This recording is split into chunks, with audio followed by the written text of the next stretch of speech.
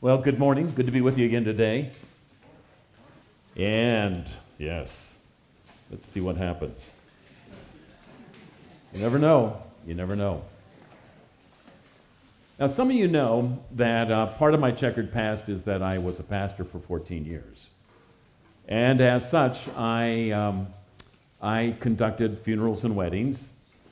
So that was always a great time. One of the things that pastors sometimes say privately among themselves, I don't know if this ever happened with our pastoral staff, but it certainly happened in my life, that sometimes we talk about weddings and we think, weddings are really dangerous. Weddings are when you have amateurs up front and you never know what they're going to do, and they can be really frightening. And so one of my early weddings I did, and I'd learned this on and off in doing weddings, was kind of an interesting one. We're going to be talking about the wedding at Cana today, and I thought, well, maybe this might be a good way to kind of get things started. So I was prepping for the wedding. We had the rehearsal, and what I had learned to do was I ended up having always had the best man talk. I don't know, anybody here was a best man? Anybody been a best man? So I don't know if the pastor gave you the best man talk, but the best man talk for me was, do you know what your job is as the best man? And usually it's a young person, kind of scared spitless to being up front, things like that, and they would stammer out something like, well, I got the ring right here. I said, yeah, that's not the job. Yes, it's important that you have the ring, and you can give it to the groom, that's important, but your job is to make sure the wedding takes place no matter what. If somebody gets locked out, you find the key. If the flowers don't arrive, you get in a van and you go get the flowers. You do whatever it takes to make the wedding happen. Okay, so I would give them the best man talk. And sometimes I needed their help because something would happen. So one day, I'm doing a wedding, and it's kind of going according to plan. It's okay, everything's right. We're doing the whole thing. And this particular wedding, I don't know if this happens as often as it once did, but this particular wedding, the bride and the groom wanted a unity candle. Does everyone know what unity candles are? So it's kind of a special moment, 2 small lit candles up front, a large candle. The bride and the groom will come and they will light the unity candles, symbolizing 2 become 1. It's a special moment, right? So this is a case where we had that happening. And so in those cases, as the one officiating the wedding, what I had to do was to get out of the way. So I would get out of the way. I'd get out of the way, and the bride and the groom would come up, and they would get behind this table where we had the unity candle. They'd each grab their respective candles, and at the right moment, they would come as the music played softly and beautifully. And they would light the unity candle, and then they'd go back to their places, and we'd finish the service. This time, the unity candle didn't light. Awkwardness, uncertainty, fear began to arise. It was a large wedding, a couple hundred people. The bride and the groom kept trying to light the unity candle, but it wouldn't light. So I'm standing here, and I get the attention of the best man. Now, I could have done something, but where's the fun in that? And this, I felt, would be a learning opportunity for him. So, I'm looking at him and I'm going, and he's looking back at me. He's like a 3rd grader trying to avoid the teacher's glare, right? And I'm not budging. No. And he just gets this kind of resignation look on his face, So I see him, and it's like the wheels are turning. He's trying to figure out what to do, and he's looking around and not knowing what to do. And so the first thing he does, in his best, most formal gait, he walks up and gets between the bride and the groom and he bows before the unity candle, and with his fingers starts pulling on the wick. And then he backs up in a formal style and invites the bride and the groom to try again. It still won't light. It still won't light. And so now he's to my left and back, and I'm looking at him going, because I want to see how he's going to figure this out. It's just too good. It's just too good. And so he's looking around, and we had lit candles on either side of the front of this room where we were holding the wedding. And he sees the lit candle, and he knows they work. So he begins to formally move over to get one of these lit candles, and he pulls it out of the holder, blows it out, and then formally returns to where the unity candle is, and he places himself between the bride and the groom. And at this point, he's a little frustrated, and so he actually pushes the unity candle onto the floor. Which, I mean, people are just... and I'm thinking to myself, best wedding ever. I mean, by far. By far. And so the unity candle goes plop. He takes the lit candle that was lit and unlit now, and he plops it down onto the table, holding it in place, because I'm sure it would have fallen over. And in a voice that everyone could hear, he says, "Now light that." They obediently do that, and they light the candle, and the music's still playing, and everyone gets back, and yeah, anyhow, it gets done. It gets done.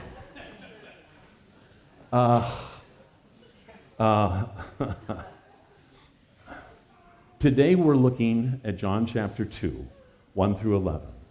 Is maybe the most famous human wedding in the book of the Bible.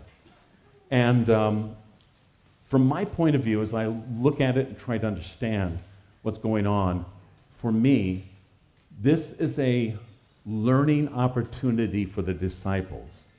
This is a unique miracle of Jesus in the sense that it's private. Not everyone knows what he did. People were beneficiaries of what he does, but it's the disciples and maybe the servants who helped draw the water. They're the ones who know what happened, but no one else does. And what I think is happening is we have a story here of how Jesus is training those who follow him, and what it's going to be like to follow him, and what are some of the dynamics, and how do we get things started. It's early in the ministry of Jesus. He is now in Galilee. He's in Cana, and he is at this wedding. And it feels to me that this is really an instructional moment, better than the best man moment I created. This is Jesus, the master teacher and developer. One thing that, just maybe to kind of frame things up, so important to know, that God, through the ministry given us in Jesus Christ and in the power of the Holy Spirit, is irrevocably committed to doing his work and living out the plan in the world through us. It's a non-negotiable. God believes that he is all about shaping and forming us so that we can live out our lives and fulfill the mission that God has given us. So it's absolutely crucial that we learn how to deal with everything that comes to us. And in the earthly ministry of Jesus, they are learning how to deal with what comes to them. So let me read the passage, and then we'll come and unpack it, and we'll have a couple of things. A dilemma for a disciple to work through. We'll have a deliverance, a rescue for a disciple, and then we'll have a discovery. And that's how we'll work through it today. So if you would, open your Bibles best you can on screen or hard copy like me, and we'll look at John chapter 2, 1 through 11. Let me read it to you. This is the Word of God. On the third day, there was a wedding at Cana in Galilee, and the mother of Jesus was there. Jesus also was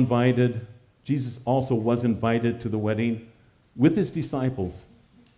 When the wine ran out, the mother of Jesus said to him, "They have no wine." And Jesus said to her, "Woman, what does this have to do with me? My hour has not yet come." His mother said to the servants, "Do whatever he tells you." Now, there were 6 stone water jars there for the Jewish rites of purification, each holding 20 or 30 gallons.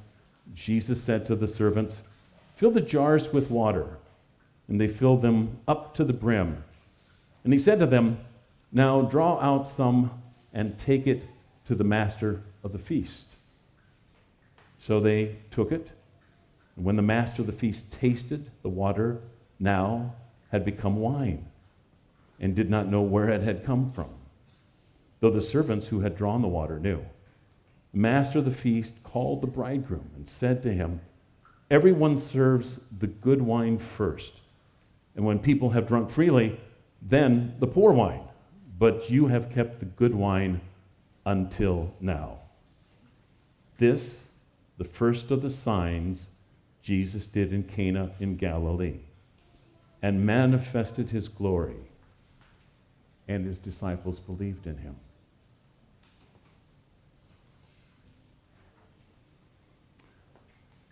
Let's take a look beginning at the dilemma. This is verses 1 through 5.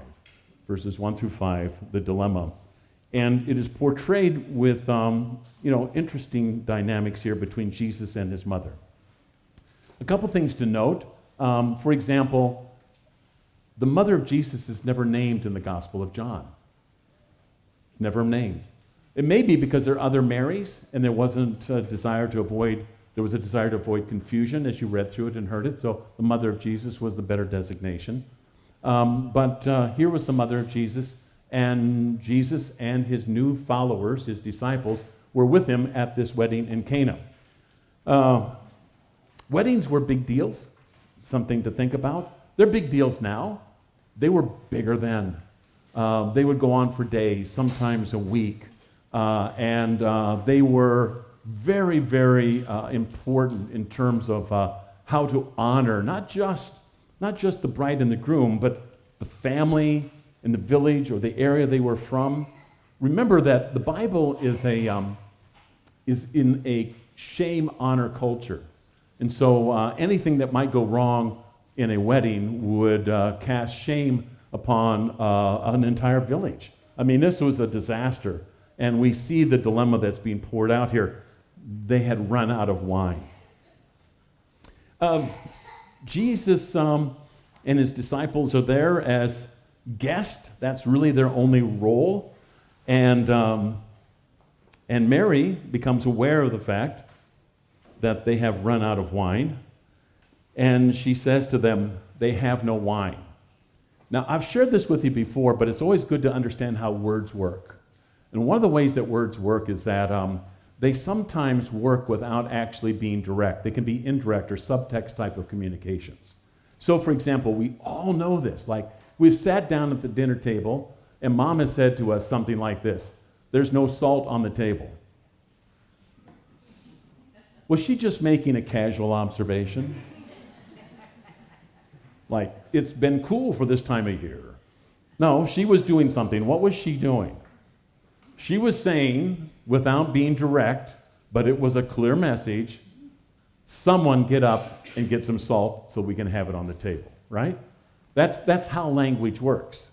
So the petition, the request that Jesus hears from his mother is like that. They have no wine. So what was Jesus supposed to hear? Do something about it, son. Do something about it.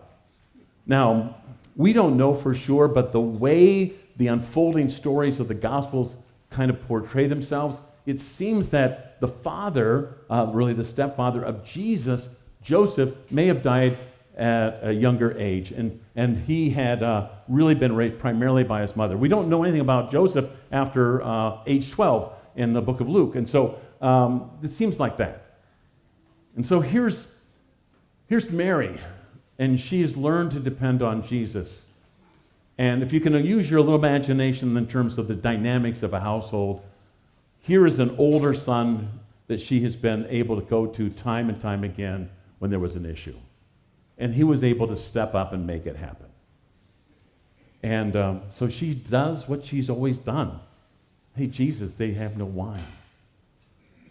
Now, in this dilemma, as she comes and presents it to Jesus, she gets an answer that's rather remarkable. Her answer is, it takes people back. And so the literature on this, the study of this over the centuries, has really been troubled over how Jesus replies to his mother. Woman, what does that have to do with me? In verse 4, what does that have to do with me? Woman, not mom, no word of affection. Why is that going on? And what does that have to do with me? And then my hour has not yet come. So lots of ink has been spilled on this. But as you're trying to understand this, here's what I think is going on. Jesus is teaching a lesson that he wants his disciples to hear and understand. He also wants to help them understand what's going on. And at the same time, he's trying to be as best he can respectful to his mother. So his reply to her is respectful, but without the natural expression you would expect from a son. Not the natural affection that you would expect to come. It's respectful, there's no disrespect intended, but it's got none of that affection. And here's what people think. It makes sense to me as well, that what's happening is the relationships are changing. As Jesus moves into his public ministry, and most commentators will say from chapter 1 all the way through the end of chapter 12 is what's called the book of signs, where you've seen Jesus teaching through signs and miracles what is changing. The relationship of Jesus to his mother is changing. That would be hard to understand, but he said, you can't treat me as your son. This is not family stuff now. This is God's redemptive plan stuff. And I hear you make this request, but I'm not really trying to fulfill the protection of the family. I'm here to fulfill the call of the Father. Whatever the Father has given me to do, I must do. And so that's why he adds these words, what does that have to do with me? I have another mission, another purpose. And then Jesus adds, my hour's not yet come. And as you read through the Gospel of John, you find out that the hour of Jesus is the hour of his death on the cross. That everything is moving to the redemptive work of Christ on the cross. That's the hour. It's not the hour for that right now. It's not unusual, I think, to experience changes in relationships. We had that happen. If you have a bunch of friends growing up and maybe in college or high school, and the first one to get married, suddenly it's like a different relationship. Like they have to go home early, they have to do stuff like that. First one to have kids, they have to do stuff. You're going, really? You had to do that? Why? Come on, let's go, let's do something fun. Relationships change.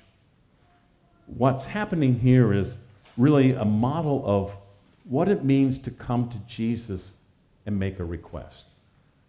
Christians are invited, we are invited to come and ask Jesus and to pray. Bring your petitions. Ask. If anyone lacks, let him ask. Knock, and the door will be open. All of those things. So the idea of bringing petition to Jesus is important. Let me suggest maybe 3 different ways that we try to meet the dilemmas in our life when we face something that we don't know how to fix, which should be often, but there's something that we don't know what to do with, and we come and make our request of Jesus. One way is that we actually don't make our request of Jesus. We say, Jesus, I've got this. I would call that kind of a Tower of Babel approach. That's solving our issues and kind of self-redeeming, self-rescuing by kind of building from the ground up. We don't need heaven's help. We're smart, we're intelligent, we've been to school, we can figure this out on our own. So that happens. That happens certainly for those who have not yet come to trust Christ. But let's be honest, we do that too, even if we know Christ. We have a kind of a bottom-up Tower of Babel. I can build it, make a name for myself. I've got this. So that's one way. Another way that we might approach the dilemma is that we're going, well, no, I'm a Christian. I hang out with the Christians on Sundays and maybe even Bible studies or discipleship groups like Pastor Tank was talking about. And, I got to pray about this. But again, our prayer is more what I would call a religious solution. Not a Tower of Babel solution, but a religious solution where we tick the box, we check the box, and we do what we know we're supposed to do, and then we go and solve it on our own anyhow. So it's a religious type of thing, but we're still not relying fully on Jesus.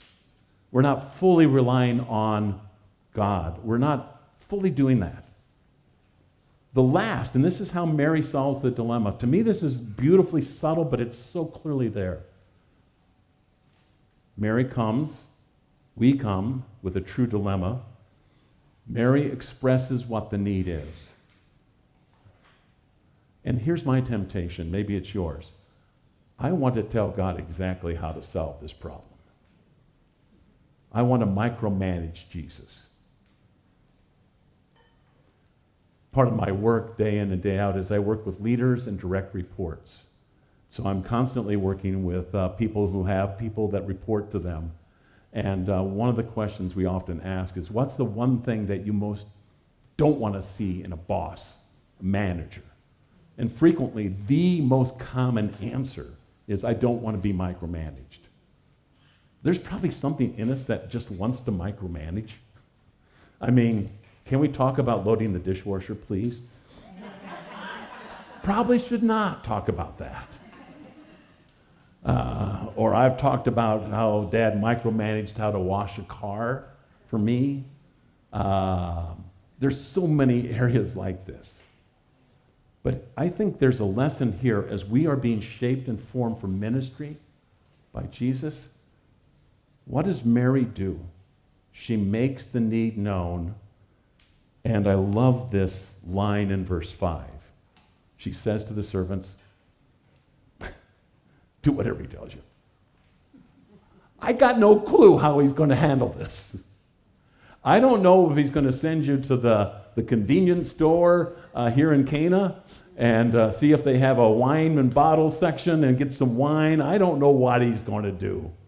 But I'm not going to micromanage Jesus. I'm going to make my need known, and I will trust him to do what is right. And I'm not going to be offended by the fact that he's now acting as the Christ, the Messiah, not the Son that I leaned on so many times. I know that there's a mission and a purpose bigger than anything I could imagine. When we come to Jesus, and we have our dilemmas, and we have many, we just have to avoid the temptation of telling Christ exactly how, step by step, this should work. We often are disappointed in our relationship with Christ in our faith because it did not work step by step the way we thought it should. And I think that this is a great illustration of what it means to bring your challenges and your needs to the Christ. Let him answer. Let him answer in terms of the bigger picture and the overall mission and the purpose of redemption that is found in the cross. So that's the the dilemma that we see here. But let's move on to the disciples' deliverance.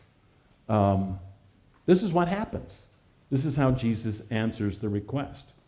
Very interesting. 6 stone water jars holding 20 to 30 gallons. he tells the servants, these stone water jars were used for purification rites. It was common among the Jews to do this. Washing, you may have brushed up against a Gentile when you're out in the public. You want to make sure you're clean. You might have done something that defiled you. And so there were purification rites, and the water was there for that purpose. And stone would have been better than earthenware because it had been able to resist contamination. It was just perfect. And so these were expensive ceremonial jars. And he tells the servants to go fill them up. And you know the story. It's so well known. They fill them up. They don't just fill them up. They fill them up to the brim, which is very interesting. There's no room for anything else in there because they've been filled to the brim. So he fills them up to the brim, and they draw this water out, and they take it to the master of the feast. The feast would have like a master of ceremonies, somebody that was in charge of kind of dynamics. This would have gone on for several days, remember. And so they're bringing this water that has turned into wine. And this deliverance is kind of stunning. Servants know, and the disciples will know what happened, but no one else knows. The master of ceremony says, this is some good wine. This is some good wine. We could spend the rest of the day talking about, was this grape juice or alcohol? But I don't think that's really the point of the passage. The point of the passage is that, and I think truly it was wine as we understand it, but probably not as strong since they actually diluted their wine, and it was a common drink to prevent disease by drinking water straight. So there's all those things going on, but it's turned into wine. Not just wine, the best wine. And so the master of ceremonies calls over the bridegroom, who ultimately was responsible. It's kind of reversed, the bridegroom was actually in charge of the resourcing of the wedding feast, and he calls him over and says, this is amazing. This is the best wine ever. It's not like any other wedding I've officiated at, because normally it's the reverse. Put out the good wine first when people can still kind of taste stuff, and then later on, it doesn't really matter. Just let them drink some of the house wine that's not so good. And this is how Jesus solves the problem. Why the good wine last? Why the best for last? Kind of confusing. Confused the steward. Might have confused the wedding guest. Never understood why. And so let that linger over that. What I think's happening is that we're in a section of the Gospel of John where Jesus' arrival is something unprecedented in human history, and certainly in the history of Israel. The Word became flesh and dwelt among us. Verse 14 of chapter 1. And we beheld his glory as of the only Son from the Father, full of grace and truth. There's something remarkable happening. So we should expect new stuff, new things happening. And what we're in a section right now is a lot of new things are happening. And I think what Jesus is saying in this private miracle, really kind of a private lesson for the disciples, is that get ready for the new. What's happening? Well, we've all received grace upon grace. The law of Moses came and there was grace in the law, but now there's grace even more. Again, an allusion probably to chapter 1. And he's saying, this is the fulfillment. This is the time when the redemption will take place. And this is going to be new. Things are going to be new. So there's no room for the old, so fill it up to the brim. It's kind of like the wineskin stories in the synoptic gospels. We're going to learn there's going to be new understandings of how you relate to God, new births. There's going to be new places to worship, new ways to worship in spirit and truth. It's going to be new. And Jesus in this miracle is demonstrating that it's time for the new.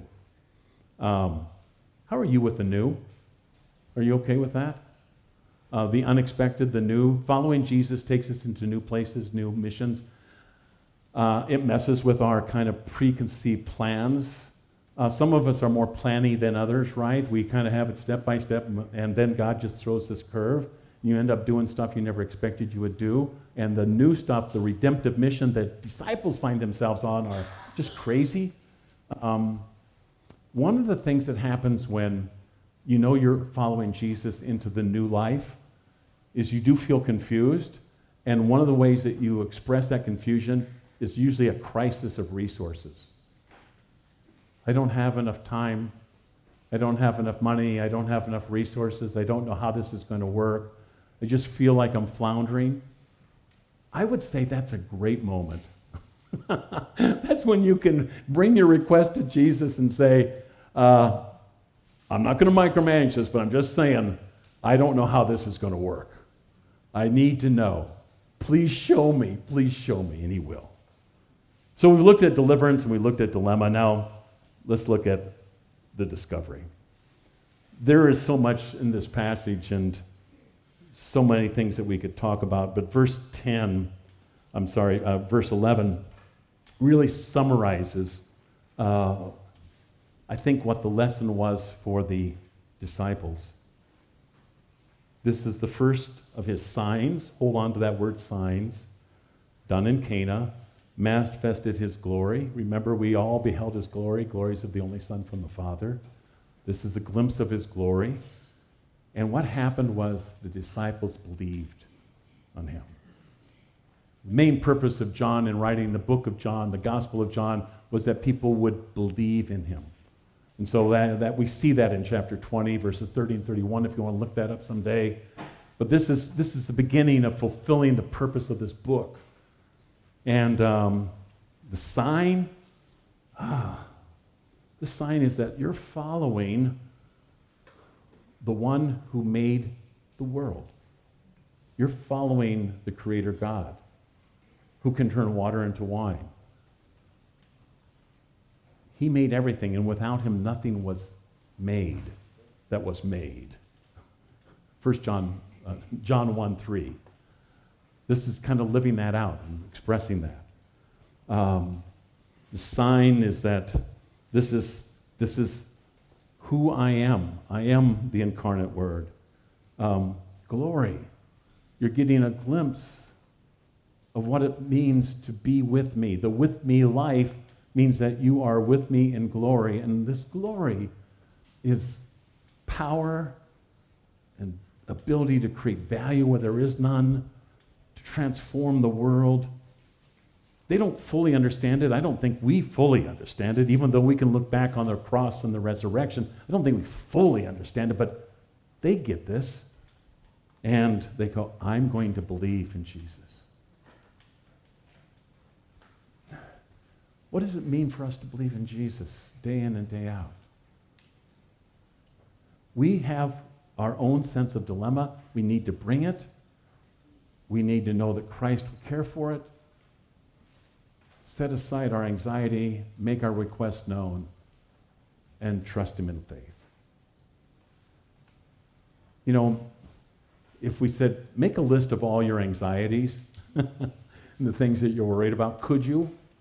We can get some paper out and pen and maybe supply more if you need it. All of those are opportunities for us to see how the overall mission of Christ and our lives intersect, how heaven and earth come together, how we can really pray honestly, thy will be done on earth as it's done in heaven. We can get there. I don't know if you fully appreciate this. I don't know that I do. But Jesus is the master trainer, the best teacher of all human history. He can shape our lives better than any football coach or English teacher or any trainer at our corporation, whatever it might be. He's master at taking us and teaching us what it means to live, love, and give. Like Jesus. And he does it in ways we can't fully understand. And he uses the messiness of life to do that. After the Cold War, a couple of leadership researchers, Warren Bennis and Bert Nanas, coined a term. They called it VUCA. Has anyone ever heard of VUCA? Maybe some of the military people might have heard of VUCA. I'm looking to them, they're saying no, so maybe I've gotten too obscure for even the military guys. VUCA stands for what Manus and Nanus actually thought that people dealt with. And it's an acronym. The V stands for volatile. That is, we move into a volatile life that can change on a dime. The U stands for uncertain. We do our preparation and we think that we're ready, but even our readiness can be blown up in a heartbeat. VU. C stands for complexity. Hard to see the connection between cause and effect. There might be some, but we can't see it. We don't know what's happening. We don't have a simple world where you turn the crank and you get the sausage. No, you don't see the connection between cause and effect. And so there's this chaotic world and this complex world. And ambiguity is the last. I don't know what I'm looking at half the time. It's a VUCA world. It's a VUCA world. And the military adopted this soon after these guys came up with this because that's kind of what they do. They move into battle and it's a VUCA world. You and I live in a VUCA world. When I talk to men and women, and I get these opportunities either in the marketplace or even in my discipleship group, my heart goes out to people because I'm like an old guy. And I see parents dealing with stuff that got no idea how to deal with that. Never would have thought that would happen in 100 years. Never saw that coming. Never saw that would be taking place either at the national level, the state level, the schools, under different things that we're not certain about as to what's going on. It's a VUCA world full of volatility, uncertainty, complexity, and ambiguity. And then you and I get called to follow Jesus into the VUCA world. And the one thing we know for sure is that the best is yet to come. And that whatever we go through can form us and shape us and prepare us to receive the best. There's lots of Old Testament images here, but you probably know, some of us know, that the Old Testament prophets promised a time when there'd be a great feast and a great banquet. And some of us probably have read the book of Revelation and see that there's mention of a wedding feast of the Lamb. The best comes last because the training and formation comes first. Jesus is shaping us and forming us. And he's doing it as a master teacher, trainer who loves us more than any instructor, coach, boss, manager, supervisor we ever had.